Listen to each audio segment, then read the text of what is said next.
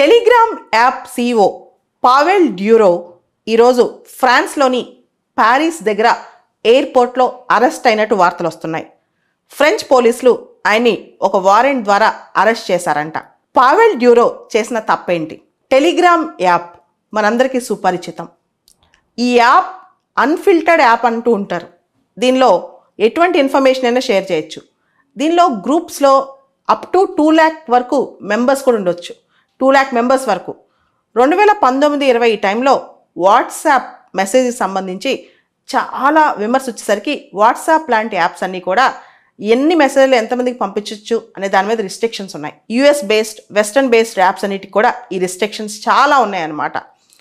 అయితే టెలిగ్రామ్ ఈ వెస్టర్న్ యాప్స్కి ఆల్టర్నేటివ్గా వచ్చింది. యాక్చువల్లీ దీనిపైన ఒక వివాదం కూడా ఉంది. ఇది రష్యన్ స్పాన్సర్డ్ అని. ఎందుకంటే Telegram CEO Pavel Durov Russian, by birth he's Russian అనమాట. ఆయన 2014 వరకు రష్యాలోనే ఉన్నారు. రీసెంట్గా ఇచ్చిన ఒక ఇంటర్వ్యూలో కూడా ఆయన చెప్పారు, రష్యన్లో కొంతమంది నాకు చెప్పడం వల్ల నాకు ఈ ఐడియా వచ్చింది, నేను టెలిగ్రామ్ యాప్ తీసుకొచ్చాను అని చెప్పి. టెలిగ్రామ్ యాప్లో కంటెంట్ మోడరేషన్ అనేది సరిగ్గా ఉండదు. అంతేకాదు ఏ కంటెంట్ అయినా పంపించుకోవచ్చు. రీసెంట్గా రష్యా ఉక్రెయిన్ సంబంధించిన కాన్ఫ్లిక్ట్లో అన్ఫిల్టర్డ్ కంటెంట్ చాలా విపరీతంగా టెలిగ్రామ్ ద్వారా స్ప్రెడ్ అయిపోయింది.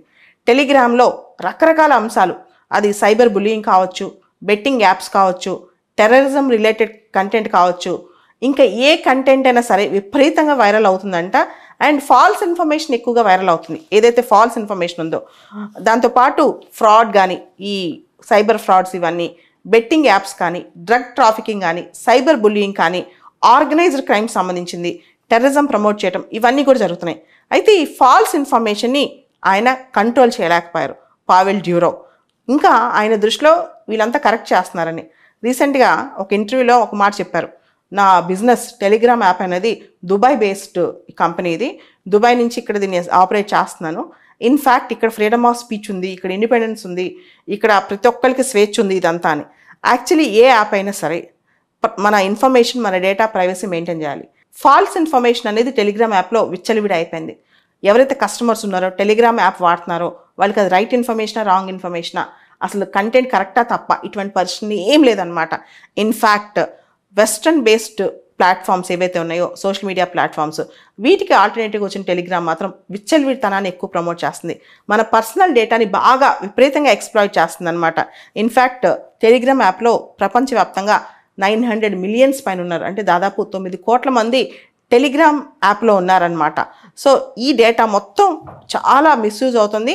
దాంతోపాటు ఎవరైతే యాప్లో ఉన్నారో కస్టమర్స్ వాళ్ళందరికీ కూడా ఇన్ఫర్మేషన్, చెడ్డ ఇన్ఫర్మేషన్ వెళ్తుంది. అయితే టెలిగ్రామ్ యాప్ అనేది చాలా వరకు ఎక్కువ కస్టమర్ బేస్, ఎక్కడంటే కస్టమర్ బేసే కాదు, ఎక్కువ మంది former Soviet companies, Ukraine, Russia, తర్వాత సోవియట్ రష్యా, ఫార్మర్ కంట్రీస్ ఉంటాయి కదా, ఈ అజర్బైజాన్, ఈ దేశాలన్నింటిలో ఎక్కువ స్ప్రెడ్ అయిందనమాట.